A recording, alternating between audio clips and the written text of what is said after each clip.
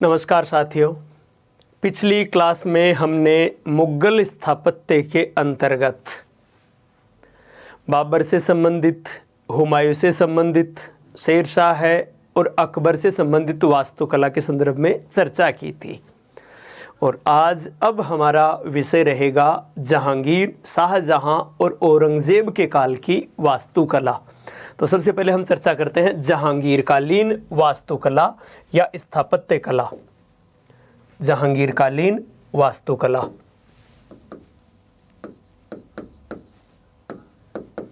जहांगीर कालीन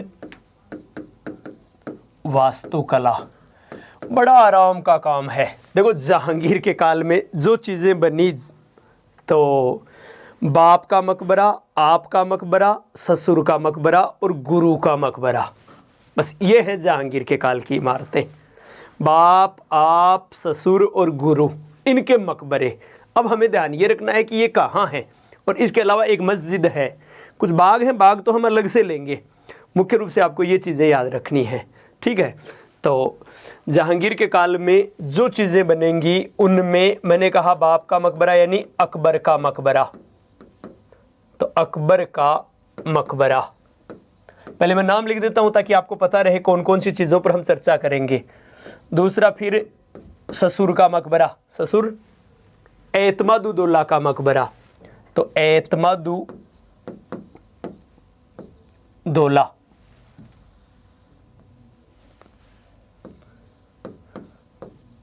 का मकबरा।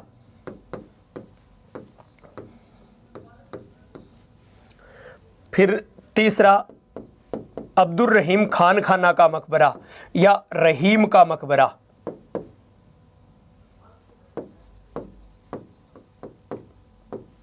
और फिर स्वयं का जहांगीर का मकबरा।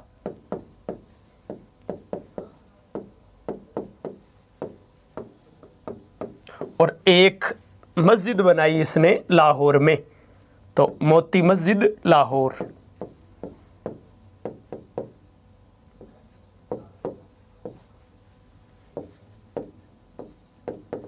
लाहौर, ठीक है।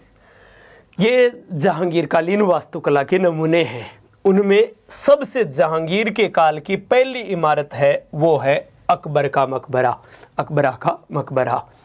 अच्छा, यहाँ देखो, पहले हम आगे इनकी चर्चा करें उससे पहले कौन सी चीज़ कहाँ है ये भी हमें पता हो। जैसे अकबर का मकबरा है सिकंदरा में, आगरा के पास ही है सिकंदरा, इसका मतलब उत्तर प्रदेश में, तो सिकंदरा में। और एतमादुद्दौला का मकबरा है आगरा में। और रहीम का मकबरा है दिल्ली में। और जहांगीर का मकबरा शाहदरा लाहौर, शाहदरा लाहौर, लाहौर में, लाहौर के निकट शाहदरा में। और मोती मस्जिद लाहौर पहले से नाम लिखा हुआ है ही, ठीक है। तो ये इमारतें हैं जो कि जहांगीर के काल की हैं। पहले बात करें हम अकबर के मकबरे की, तो अकबर का मकबरा आगरा के समीप सिकंदरा में है। इसकी डिज़ाइन खुद अकबर ने तैयार की थी, लेकिन इसे बनवाया जहांगीर ने था, इसलिए ये जहांगीर के काल की प्रथम इमारत है। लेकिन ये बात भी ध्यान रखना कि इसकी डिज़ाइन स्वयं अकबर ने तैयार की थी, ठीक है, और बनवाने का काम जहांगीर के समय हुआ है, तो जहांगीर, ठीक है। और ये जहांगीर के काल की प्रथम इमारत है, बात नंबर 1। दूसरी बात, ये बौद्ध शैली में बना हुआ मकबरा है, तो इसमें बौद्ध शैली का प्रयोग हुआ है। तो देखो, जैसे हमने चर्चा की थी फतेहपुर सीकरी की का पंचमहल है, वो भी बौद्ध शैली में है। तो मकबरों में अकबर का मकबरा, उस पर बौद्ध शैली का प्रभाव है, ये बात ध्यान रखना, ठीक है। फिर ये मुगल काल का एकमात्र मकबरा है जो गुंबद विहीन है, ये बात ध्यान रखना। एकमात्र मकबरा है जो गुंबद विहीन है, अर्थात इसमें गुंबद नहीं है, ये बात भी ध्यान रखना। तो गुंबद विहीन मकबरा है, ये बात ध्यान रखना है, ठीक है। तो गुंबद के स्थान पर इसमें मीनारों का प्रयोग हुआ है, और मुगल काल का पहला मकबरा जिसमें मीनारों का प्रयोग हुआ है, तो मीनारों का प्रयोग, ठीक है। और ये मीनारों का प्रयोग मुगल काल का प्रथम मकबरा है, ठीक। तो ये बातें हमें कुछ अकबर के मकबरे के संदर्भ में जाननी है। पहली बात, ये आगरा के समीप सिकंदरा में है। दूसरी बात, जहांगीर के काल की प्रथम इमारत है, इसकी डिजाइन स्वयं अकबर ने तैयार की थी। गुंबद विहीन मकबरा है और इसमें मीनारों का प्रयोग है, जो प्रथम यानी सर्वप्रथम मीनारों का प्रयोग अकबर के मकबरे में ही है, और पूरे मुगल काल का एक ही मकबरा है जो गुंबद विहीन है। ठीक है, तो ये बातें हमें कुछ अकबर के मकबरे से संबंधित याद रखनी है। फिर चले एतमादुद्दौला का मकबरा। एतमादुद्दौला के मकबरे के संदर्भ में आपको ध्यान रखना है कि पहली बात कहाँ है, ये बात तो हो गई आगरा में। अब एतमादुद्दौला था कौन? देखो, एतमादुद्दौला नूरजहां का पिता था, जिसका वास्तविक नाम था मिर्जा गयास बेग। ये बात भी ध्यान रखना, इस एतमादुद्दौला का वास्तविक नाम था मिर्जा गयास बेग। ठीक है, और इसे जहांगीर ने एतमादुद्दौला की उपाधि प्रदान की थी। जहांगीर ने एतमादुद्दौला की उपाधि प्रदान की थी। ठीक है, अब ये जो मकबरा है, इसकी डिज़ाइन स्वयं नूरजहां ने तैयार की थी, पूरा का पूरा नूरजहां की देखरेख में ये बना था। तो ये बात भी ध्यान रखना, ये एतमादुद्दौला का मकबरा नूरजहां की देखरेख में बना था। ठीक, मुगल काल की पहली इमारत है जो पूर्णतः सफ़ेद संगमरमर में बनी है, एतमादुद्दौला का मकबरा। हमने हुमायूं के संदर्भ में जब चर्चा कर रहे थे तब ये चर्चा की थी कि हुमायूं का मकबरा मुगल काल की पहली इमारत है जिसमें सफ़ेद संगमरमर का प्रयोग हुआ है, लेकिन पहली इमारत जो पूर्णतः सफ़ेद संगमरमर में बनी है वो है एतमादुद्दौला का मकबरा। ठीक है, फिर ये मुगल काल की पहली इमारत है जिसमें पित्रादूरा का प्रयोग हुआ है। पित्रादूरा पहले भी चर्चा कर चुके हैं हम। संगमरमर में हीरे जवाहरात की जड़ावट को पित्रादूरा कहा जाता है। तो मुगल काल के दो प्रकार से, एक तो पूर्णतः सफ़ेद संगमरमर से, पूर्णतः सफ़ेद संगमरमर से बनी मुगल काल की पहली इमारत है। इसके अलावा पित्रादूरा का प्रयोग होने वाली मुगल काल की पहली इमारत है। अच्छा, एक बात ध्यान रखना, पित्रादूरा का वैसे सबसे पहला प्रयोग है वो देखने को मिलता है उदयपुर के गोलमंडल में। उदयपुर के गोलमंडल में पहली बार पित्रादूरा का प्रयोग देखने को मिलता है। लेकिन मुगल काल में पूछें कि पित्रादूरा का प्रयोग संगमरमर में हीरे जवाहरात की जड़ावट सबसे पहले किस इमारत में मिलती है, तो किसमें? ये बात भी ध्यान रखना है, एतमादुद्दौला के मकबरे में। ठीक है, चलो खैर, अब आगे बात करें हम रहीम का मकबरा। रहीम का मकबरे में बस इतनी ध्यान रखनी है, जहांगीर के काल में बना है और दिल्ली में है रहीम का मकबरा। रहीम जहांगीर के गुरु थे, क्योंकि जहांगीर का शिक्षक अगर आपसे पूछे तो शिक्षक भी वैसे ध्यान रखना है कि जहांगीर का शिक्षक कौन था? रहीम। और रहीम का मकबरा दिल्ली में है जो जहांगीर के काल में बना था। ठीक है, फिर जहांगीर का मकबरा लाहौर में शाहदरा, यानी लाहौर के निकट शाहदरा नामक स्थान पर है, और ये नूरजहां की देखरेख में बना था। तो नूरजहां ने ही बनवाया था इसको, नूरजहां की देखरेख में बना था। मोती मस्जिद, देखो हमें 3 मोती मस्जिद याद रखनी है, तो अभी आगे चर्चा करेंगे हम कौन कौन सी। एक आगरे के किले की मोती मस्जिद, एक दिल्ली के किले की मोती मस्जिद, और एक लाहौर की मोती मस्जिद। तो लाहौर वाली का निर्माण है वो करवाया है किसने? शाहजहां ने। आगे तीनों मोती मस्जिदों के संदर्भ में हम चर्चा करेंगे जब प्रसंग आएगा वहां पर। ठीक है, तो बस जहांगीर के काल में हमें इतनी ही इमारतों के संदर्भ में चर्चा करनी है। ठीक है, शायद मुझे नहीं लगता कि कोई मुश्किल होगी इसमें। अब हम बात करें शाहजहां के संदर्भ में। ठीक है, तो इसमें तो बस इतना ही, अकबर का मकबरा, एतमादुद्दौला का मकबरा, रहीम का मकबरा, जहांगीर का मकबरा। जहांगीर का मकबरा वैसे पूर्ण शाहजहां के काल में हुआ था, लेकिन निर्माण जहांगीर के काल में प्रारंभ हो गया और नूरजहां की देखरेख में हुआ था। इसने बाग लगवाए थे, उनकी चर्चा हम आगे बात करेंगे, अलग से बाग का टॉपिक ले लेंगे। तो अब हमारा बिंदु होगा शाहजहां कालीन स्थापत्य कला। तो स्थापत्य या वास्तुकला। ठीक है, देखो पहली बात, शाहजहां का काल मुगल स्थापत्य का स्वर्ण काल माना जाता है। अच्छा ये देखो स्वर्ण काल वाला तो आपको थोड़ा सा एक बार मैं पूरा सभी बता देता हूँ कि मुगल काल में किस शासक का शासक कौन से क्षेत्र में स्वर्ण काल था। तो आपको ये बात भी ध्यान रखना है, स्थापत्य कला का स्वर्ण तो शाहजहां का है ही है, स्वर्ण काल। अब देखो हमें पहले आपको ध्यान रखना है, एक बार मैं इस बिंदु को छोड़ देता हूं और अलग से केवल स्वर्ण काल ले रहा हूं,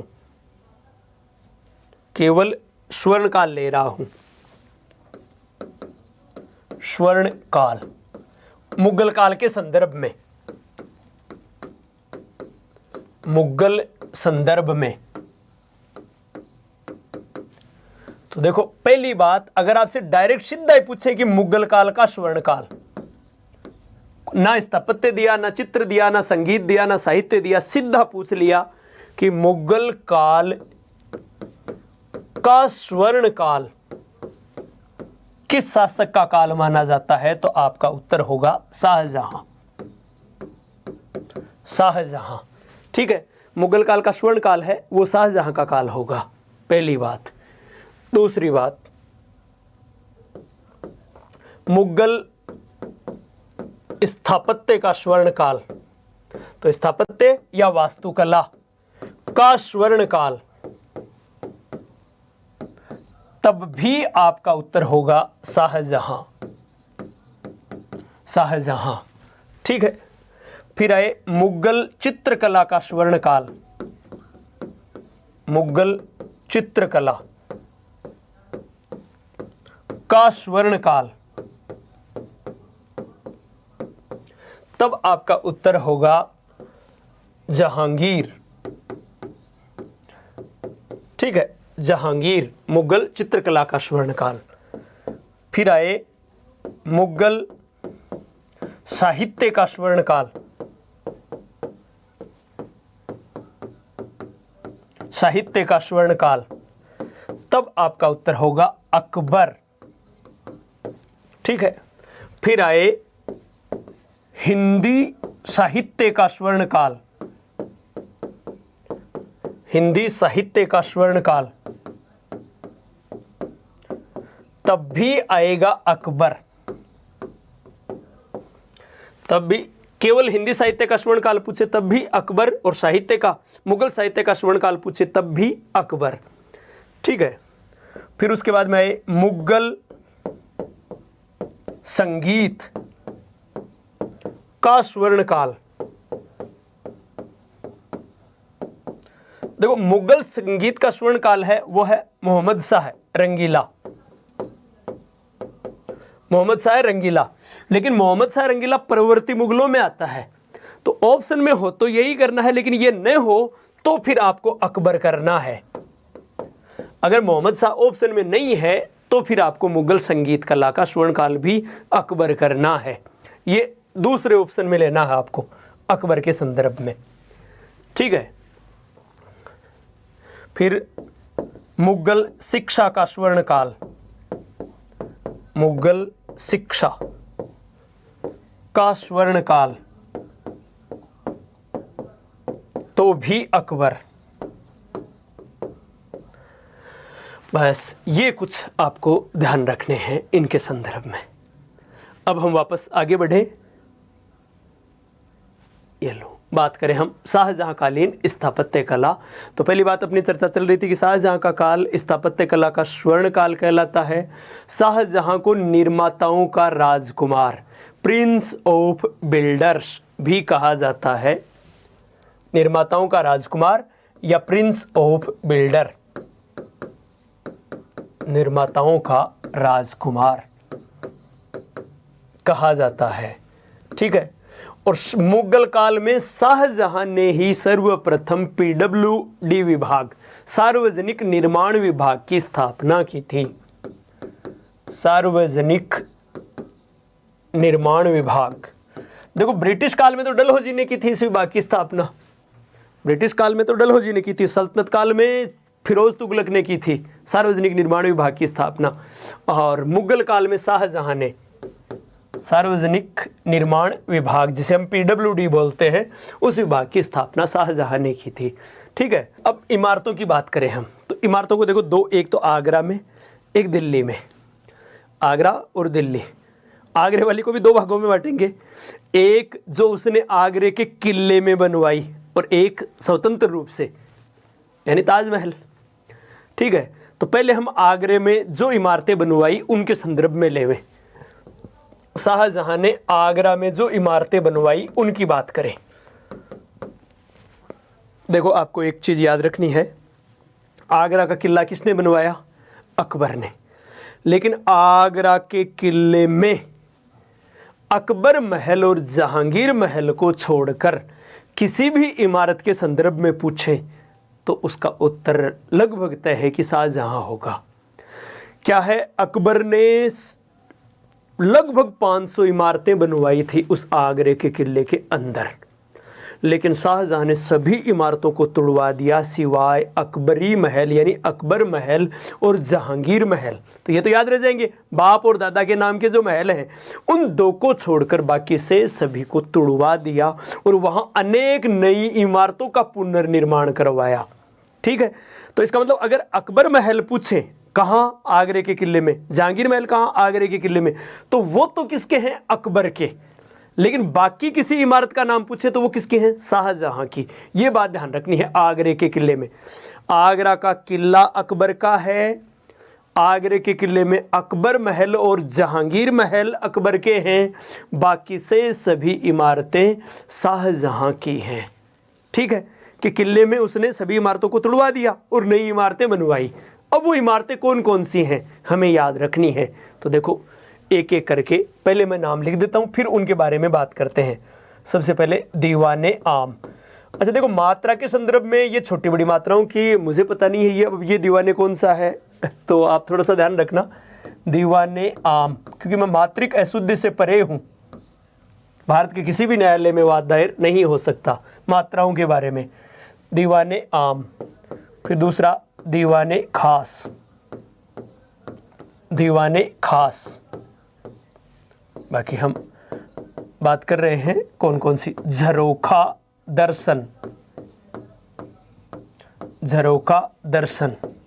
फिर उसके बाद में 4 नंबर पर ले लेते हैं झरोखा दर्शन के बाद में क्या नाम उसका, मोती मस्जिद मच्छी, पहले शाह बुर्ज या शाह बुर्ज, जिसी का नाम है मुसम्मन बुर्ज। फिर मोती मस्जिद।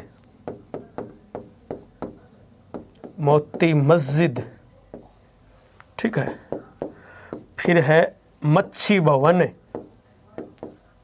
मच्छी भवन। फिर है अंगूरी महल।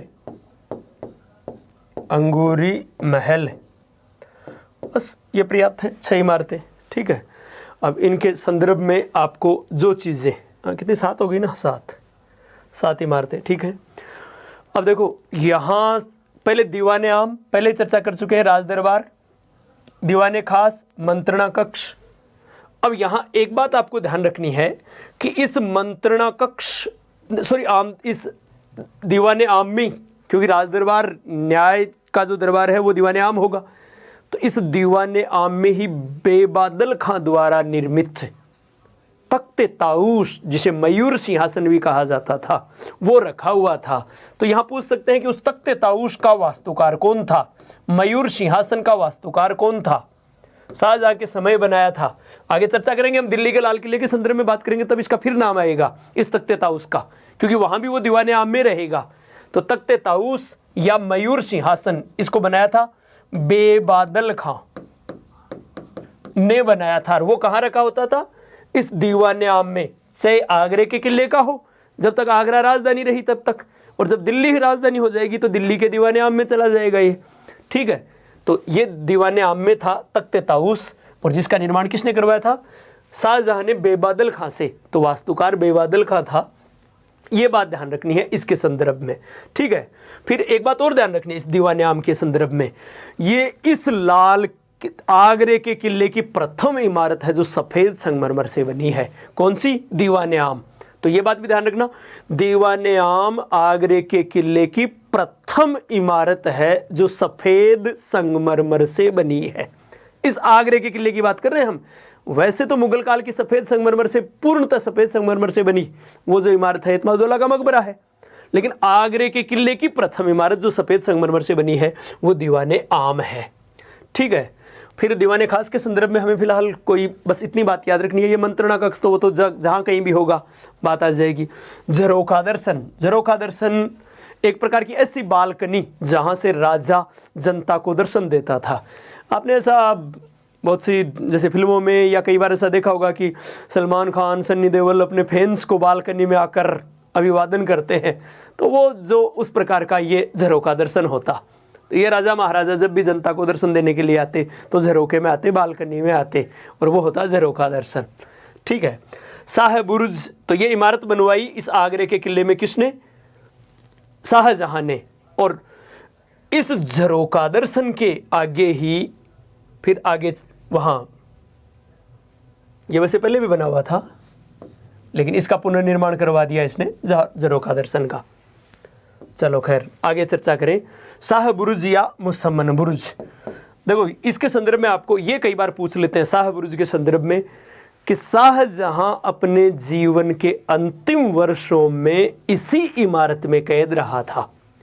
1658 से लेकर 1666 तक औरंगजेब के कैदी के रूप में इस इमारत में कैद रहा था। तो इस इमारत में एक ताक भी बना हुआ है, छोटा सा एक मोखी अलमारी बनी हुई है, आड़ियों जंगलों खिड़की, एक ऐसी खिड़की बनी हुई है जिससे कि ताजमहल दिखाई दे। तो शाहजहां वहीं बैठा रहता और दिन भर सोचता रहता ताजमहल को देखकर कि देख मुमताज़ क्या किया है औरंगजेब ने। तो खैर जो भी है, यहाँ पर ये बात ध्यान रखना 1658 से 66 तक इसमें कैद रहा था शाह बुरुज या मुसम्मन बुरुज में। मोती मस्जिद, ये आगरे के किले की सबसे सुंदर इमारत है। आगरे के किले की सबसे सुंदर इमारत है मोती मस्जिद। अच्छा, लाहौर की मोती मस्जिद जहांगीर के काल में थी, तो जहांगीर ने बनवाई थी, जबकि आगरे के किले की मोती मस्जिद किसने बनवाई है? शाहजहां ने। ठीक है, मच्छी भवन और अंगूरी महल। अच्छा, अंगूरी महल के संदर्भ में आप ध्यान रखना, अंगूरी बाग अकबर ने लगवाया था, लेकिन इसमें अंगूरी महल है वो शाहजहां का है। दोबारा सुन लेना आप, आगरे का अंगूरी बाग अकबर ने लगवाया था, जबकि आगरे के किले में अंगूरी महल है वो शाहजहां ने बनवाया था। ठीक है, तो ये बात ध्यान रखनी है। तो ये आगरे के किले में बनी हुई इमारतें हैं जो कि अकबर ने बनवाया था वो किला, और उसमें फिर शाहजहां ने ये इमारतें बनवाई थी। अब बात करें हम स्वतंत्र इमारत यानी ताजमहल की। ताजमहल, ठीक है, कहाँ है बताने की जरूरी नहीं है, सबको पता है ये आगरा में है, यमुना नदी के किनारे।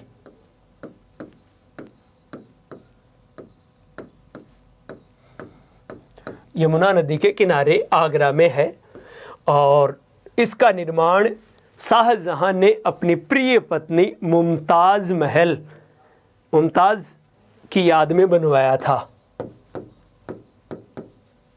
या मुमताज़ महल।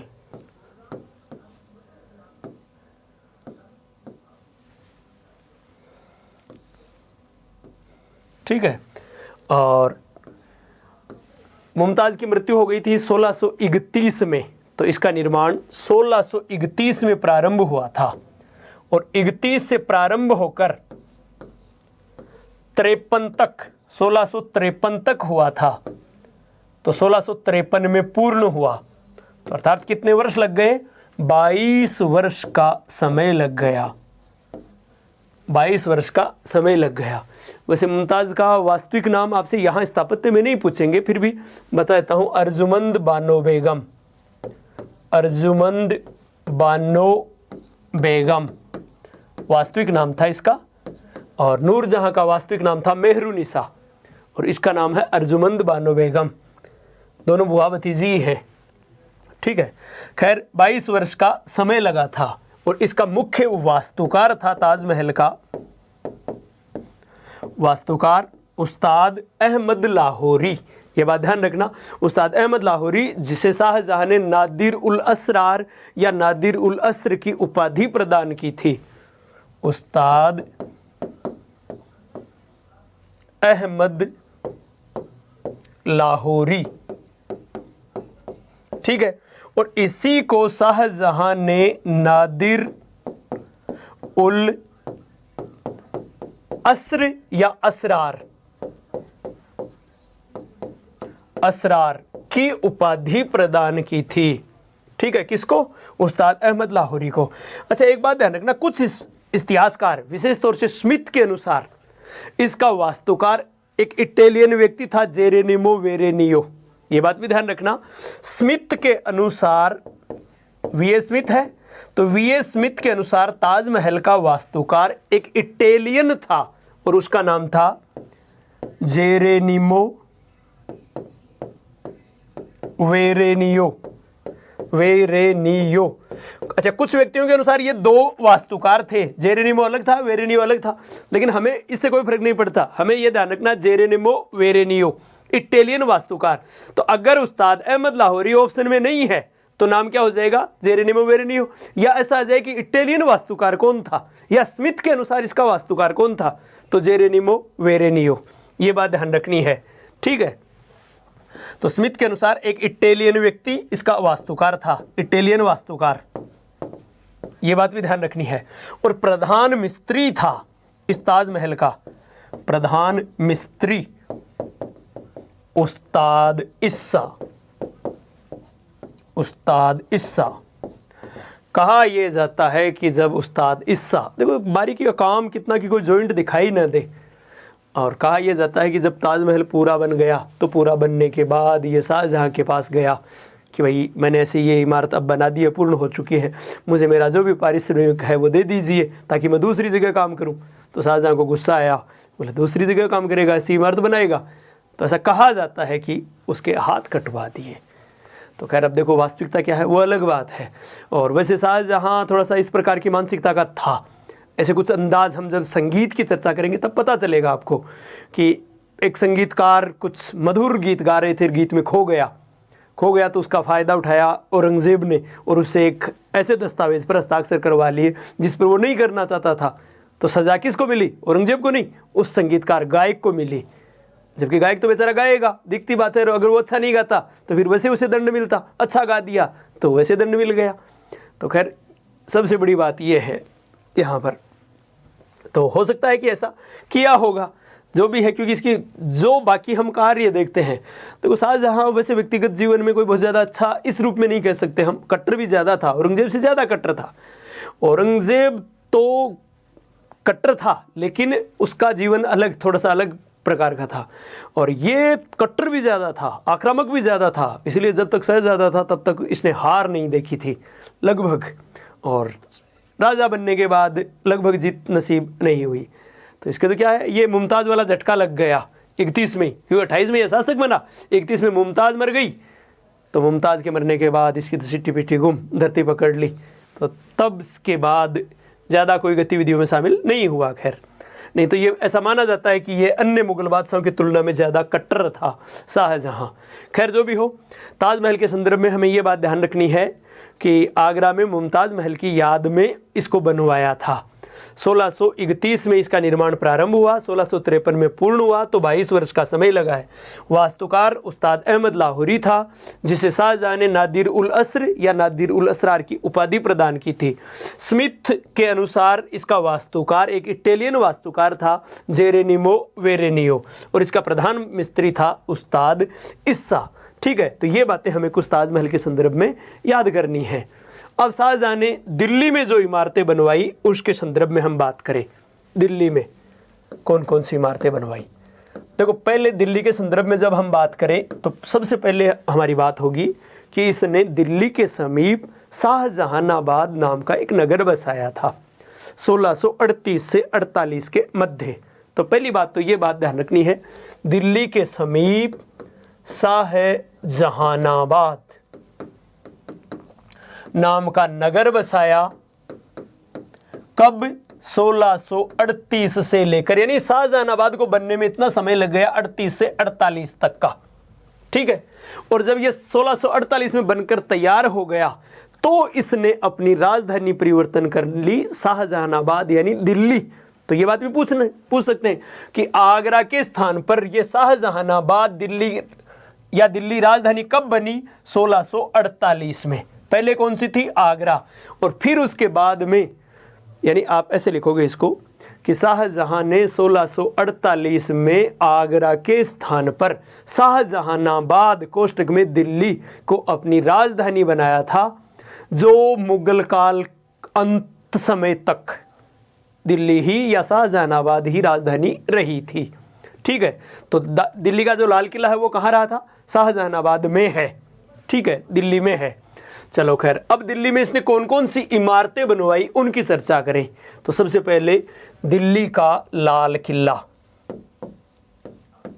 लाल किला तो सबसे प्रसिद्ध इमारत दिल्ली का लाल किला ही है शाहजहां का। और दिल्ली के लाल किले के संदर्भ में आपको ध्यान रखना है कि इसका निर्माण कब से कब तक, तो वही काल 1638 से 48। दिल्ली का लाल किला कब से कब तक बना? 1638 से 48 के बीच ये बना। ठीक है। तो 48 में ये पूर्ण हुआ है, कहने का तात्पर्य बनकर। पहली बात तो ये। इसका वास्तुकार था लाल किले का हमीद अहमद। हमीद अहमद। ठीक है। उसका तो अहमद लाहौरी था, ताजमहल का तो ये हमीद अहमद है। तो अहमद दोनों में कौन बना रहा है? एक प्रकार से वास्तुकार था। ठीक है। और अब इसने दिल्ली में कौन कौन सी, लाल किले में कौन कौन सी इमारतें बनवाई? तो उनमें देखो, एक तो ये दीवाने आम तो सभी में रहेगा, पहले चर्चा कर चुके हैं। दीवाने आम, आपको 3 इमारतों के नाम विशेष तौर से ध्यान रखने हैं। दीवाने खास, अब आप ये कहोगे ये नाम तो पहले भी सुन चुके हैं। और एक रंग महल। रंग महल। अब देखो इनके दीवाने आम, वो जो बेबादल खां द्वारा बनाया गया तख्ते ताऊश या मयूर सिंहासन, वो अब दिल्ली के लाल किले की किस इमारत में आ गया? दीवाने आम में। तख्त ए ताऊश। क्योंकि न्याय करता तो न्याय तो दरबार में बैठ कर ही करेगा, ये राज दरबार था, तो तख्ते ताऊस यहां था। यहीं से फिर 1739 में नादिर शाह इसे तोड़ कर ले गया था, जिसमें बड़ी संख्या में, बड़ी मात्रा में हीरे जवाहरात थे। और उनमें वो कोहिनूर हीरा भी था, जो वर्तमान में इंग्लैंड में है। तो वो कोहिनूर हीरा यहीं से लेकर गया था। कौन? 1739 में नादिर शाह है, और इसको तोड़कर भी ले गया था। 1739 का मतलब 39 है, तो 1739 में कौन? नादिर शाह है, इसे लेकर गया था। ईरान का शासक था, तो इसको लूट कर लेकर गया था। ठीक है। फिर दीवाने खास के संदर्भ में आपको जो बात, अच्छा ये तख्ते ताऊस किसने बनाया था? इसका वास्तुकार कौन था? बेबादल खां, पहले भी चर्चा कर चुके हैं हम। फिर दीवाने खास, देखो दीवाने खास में एक पंक्ति लिखी हुई है, कई बार पूछ लेते हैं कि ये पंक्ति दिल्ली के लाल किले की किस इमारत पर है। वैसे मूलतः तो ये फिरदौसी नाम का एक लेखक था और उसके शाहनामा में थी। फिर इसको अमीर खुसरो ने भी कोट किया, तो अमीर खुसरो की ने भी इसको कोट किया, तो अमीर खुसरो का भी आ सकता है या फिरदौसी का भी आ सकता है। क्या कथन है? दुनिया में अगर कहीं स्वर्ग है तो यहीं है, यहीं है, यहीं है। ये वाक्य दिल्ली के लाल किले की इस दीवाने खास की इमारत पर लिखा हुआ है। ठीक है। और रंग महल बादशाह का हरम था। हरम जहां बादशाह की पत्नियां, उपपत्नियां वो रहती थी, तो उसको बोलते हरम। ठीक है। तो रंग महल बादशाह का हरम था। ठीक है। तो ये बात रही लाल किले के संदर्भ में। अब उसने दिल्ली में ही जामा मस्जिद का निर्माण करवाया था। जामा मस्जिद, शाहजहां ने जामा मस्जिद का निर्माण हुआ था 1644 में। बात नंबर 1, शाहजहां ने 1644 में करवाया था। दूसरी बात, ये भारत की सबसे बड़ी मस्जिद मानी जाती है। दिल्ली की जामा मस्जिद जो शाहजहां ने बनवाई, वो भारत की सबसे बड़ी मस्जिद मानी जाती है। ठीक है। अच्छा एक बात और ध्यान रखना, आगरा की जामा मस्जिद भी शाहजहां के काल में ही बनी थी, जो जहांआरा ने, शाहजहां की बेटी जहांआरा के निर्देशन में बनी थी। तो आगरा की जामा मस्जिद भी, दिल्ली की जामा मस्जिद खुद शाहजहां ने बनवाई, और आगरा की जामा मस्जिद शाहजहां के काल में, ये भी आपको लिखना है, शाहजहां के काल में जहांआरा ने बनवाई थी। जहांआरा जो कि इसकी बड़ी बेटी थी। ठीक है, चलो खैर, ये बात रही शाहजहां कालीन स्थापत्य कला के कालीन वास्तुकला या स्थापत्य कला। औरंगजेब,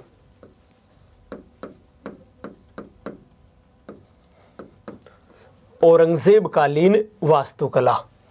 औरंगजेब कालीन वास्तु, देखो औरंगजेब ने वैसे तोड़ने का काम ज़्यादा किया, जोड़ने या बनाने का काम कम किया, फिर भी कुछ इमारतें बनाई हैं।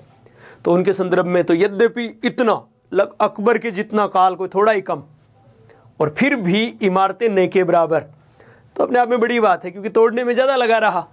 तो देखो औरंगजेब के संदर्भ में जब हम बात करें इसने कौन कौन सी इमारत बनवाई, तो एक लाहौर में बादशाही मस्जिद, लाहौर में बादशाही मस्जिद का निर्माण करवाया। तो लाहौर की बादशाही मस्जिद किसने बनवाई? औरंगजेब ने। फिर इसके अलावा दिल्ली के लाल किले में, दिल्ली के लाल किले में मोती मस्जिद का निर्माण करवाया।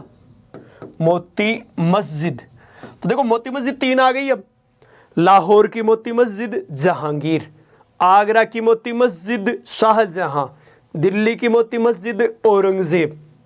ये तीनों आपको याद रखनी है, लाहौर की जहांगीर और आगरा की शाहजहां। क्योंकि आगरे के किले की तो हमने पहले चर्चा कर चुके हैं, इमारतें जो होंगी वो शाहजहां की होगी, सिवाय अकबर महल और जहांगीर महल को छोड़कर, तो वहाँ शाहजहां आ गया। ठीक है, और ये जो दिल्ली का लाल किला तो शाहजहां का है, लेकिन दिल्ली के लाल किले में मोती मस्जिद किसकी है? औरंगजेब की है। ठीक है, तो आप तीनों को अलग से लिख लेना। देखो आपको मैं एक बार, खैर बाद में, पहले ये औरंगजेब पूरा कर दो फिर बताता हूँ वापस। तो दिल्ली के लाल किले की मोती मस्जिद औरंगजेब ने बनवाई है। इसके अलावा इसने औरंगाबाद में, औरंगाबाद महाराष्ट्र में है, औरंगाबाद में अपनी पत्नी रबिया दुर्रानी, रबिया दुर्रानी का मकबरा बनवाया, जिसे बीबी का मकबरा कहा जाता है, जिसे बीबी का मकबरा कहा जाता है। ठीक है, और इसे ताजमहल की फूहड़ नकल, ताजमहल की नकल भी कहा जाता है, बेकार नकल, या दक्षिण का ताजमहल भी कहा जाता है इसको। ठीक है, दक्षिण का ताजमहल भी कहा जाता है किसको? रबिया दुर्रानी के मकबरे को, जो औरंगजेब की पत्नी थी। अच्छा, एक बात ध्यान रखना, नूरजहां, मुमताज महल और ये रबिया दुर्रानी, ये तीनों की तीनों ईरान की थी। ये बात ध्यान रखनी है आपको, तीनों ही ईरान की हैं, ये बात भी ध्यान रखनी है। ठीक है, तो औरंगजेब के काल में बस यही लाहौर में बादशाही मस्जिद, दिल्ली के लाल किले में मोती मस्जिद और औरंगाबाद में रबिया दुर्रानी या बीबी का मकबरा, ये बनवाए औरंगजेब ने। ठीक है, तो अब वापस एक देखो, मोती मस्जिद के संदर्भ में आपको ध्यान रखना है। मोती मस्जिद, दोबारा लिख देता हूं मैं, मोती मस्जिद, और मोती मस्जिद में लाहौर आए तब तो किसकी है? जहांगीर की। आगरा की मोती मस्जिद आए तब है शाहजहां की, और दिल्ली की आए तो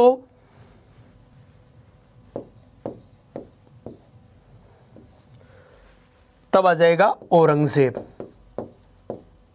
औरंगजेब। ठीक है, ये बात ध्यान रखनी है।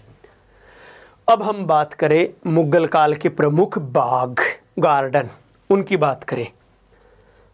ठीक है, तो देखो मुगल गार्डनों में सबसे पहले बाबर ने ही लगवाए। मुगल काल में बाग की शुरुआत, बाग लगवाने की शुरुआत बाबर ने ही कर दी। तो बाबर के संदर्भ में ही बात हम, देखो मैं इधर तो नाम लिख देता हूं बाग का, इधर लिख देता हूं निर्माता का, सॉरी स्थान का। पहले या तो ऐसा करते हैं, हाँ स्थान लिख देते हैं, स्थान, और यहां लिख देता हूं निर्माता, और यहां फिर इसके बारे में विशेष जो भी कोई बात होगी, अन्य या विशेष जो भी विवरण होगा। ठीक है, तो ये एक डायग्राम रह जाएगा अपना बाग गार्डन के संदर्भ में। तो पहला हम बाग लेते हैं 1 नंबर पर, सबसे पहले बाबर द्वारा निर्मित बाग को लेते हैं, हस्त बहिस्त बाग, हस्त बहिस्त बाग। और ये स्थान कहाँ? आगरा में। आगरा में। निर्माता कौन? बाबर। बाबर। अच्छा, हस्त बहिस्त का मतलब है 8वां स्वर्ग। ये बात भी ध्यान रखना कोष्टक में, हस्त बहिस्त यानी 8वां स्वर्ग। तो हस्त बहिस्त 8वां स्वर्ग, बाबर। और आप इसे ये लिखोगे इसके विशेष में, मुगल काल में लगाया गया प्रथम बाग। मुगल काल का प्रथम बाग ये हस्त बहिस्त बाग है। ठीक है। और हस्त बहिस्त ऑप्शन में ना हो तब आपको प्रथम के रूप में करना है नूर अफगान या आराम बाग। आराम बाग कहां? आगरा में। क्योंकि कुछ ये कह रहे हैं कि इस नूर अफगान का ही नाम पहले हस्त बहिस्त था, क्योंकि अब हस्त बहिस्त वाला मिल नहीं रहा है। तो इसलिए हमें यह ध्यान रखना है कि या तो ये दोनों एक थे, अलग अलग थे, तो पहला हस्त बहिस्त था और फिर उसके बाद में नूर अफगान या आराम बाग, दोनों ही आगरा में। और दोनों का निर्माता कौन? बाबर। ठीक है। और आपको पता है इसे वर्तमान में आराम बाग के नाम से जाना ही जाता है, तो विशेष में ज़्यादा कुछ लिखने की ज़रूरत नहीं है। फिर उसके बाद में तीसरे नंबर पर हम लिखें, पहले चर्चा कर चुके हैं अंगूरी बाग। अंगूरी बाग। और अंगूरी बाग भी कहां? आगरा में। किसका? अकबर का। अब ध्यान रखना, अंगूरी महल है वो शाहजहां का है और अंगूरी बाग है वो अकबर का है। तो यहां आप विशेष में लिख लोगे अंगूरी महल शाहजहां का। आगरा में है वो भी, तो शाहजहां, ऐसा। ठीक है। फिर हम अगले बाग के संदर्भ में चर्चा करें तो निशात बाग। निशात बाग। और ये कहां? श्रीनगर में। श्रीनगर यानी कश्मीर, तो श्रीनगर कोष्टक में कश्मीर। ठीक है। और इसका निर्माण किसने किया? जहांगीर ने। जो निशात बाग है वो जहांगीर के समय का है, ये बात ध्यान रखना। लेकिन ये पूर्ण शाहजहां के समय हुआ था, ये बात भी ध्यान रखना। इसलिए आप जहांगीर और शाहजहां दोनों लिख सकते हो। शाहजहां। और दोनों के काल में इसे बनवाने का काम किया था आसफ खान ने। तो ये आसफ खान की देख रेख में हुआ था। आसफ खान कौन था? नूरजहां का भाई और मुमताज का पिता, यानी जहांगीर का साला और शाहजहां का ससुर। ठीक है। तो ये बात भी ध्यान रखना, इस आसफ खान की देख रेख में ये निशात बाग लगाया गया था, जो कि श्रीनगर कश्मीर में है। फिर 5वें नंबर पर हम ले लेते हैं शालीमार बाग। शालीमार बाग। और ये भी कहां पर? श्रीनगर, कश्मीर। श्रीनगर, कश्मीर। और किसने? जहांगीर ने। जहांगीर। ठीक है। फिर एक और शालीमार बाग है, अब की बार वाला लाहौर में है। शालीमार बाग ये लाहौर में। और लाहौर वाला शालीमार बाग है वो शाहजहां के समय बना था। तो ये बात ध्यान रखना, श्रीनगर वाला शालीमार बाग जहांगीर के समय, जबकि लाहौर वाला शालीमार बाग शाहजहां के समय है। ये बात ध्यान रखनी है। ठीक है। और ये शाहजहां के समय है तो शाहजहां के ससुर आसफ खां की देखरेख में, ये भी आसफ खां की देखरेख में हुआ था। ठीक है। फिर अगले बाग के संदर्भ में हम बात करें तो अगला आ जाएगा अपना चश्मा ए शाही बाग। चश्मा ए शाही बाग ये भी श्रीनगर कश्मीर में। श्रीनगर कश्मीर। और शाहजहां के समय, शाहजहां के समय। और फिर लेते हम लास्ट में अपना आ जाएगा पिंजौर गार्डन या पिंजौर बाग। पिंजौर बाग हरियाणा में है और औरंगजेब ने लगवाया था इसे। तो औरंगजेब के काल का प्रसिद्ध गार्डन है, ये औरंगजेब के काल का है। तो ये मुगल काल के कुछ प्रसिद्ध बाग हैं। ठीक है। तो ये बात रही मुगलकालीन वास्तुकला के संदर्भ में, और शेष परिचर्चा हम करेंगे नए बिंदु के साथ अगली क्लास में। तब तक के लिए जय हिंद, जय भारत।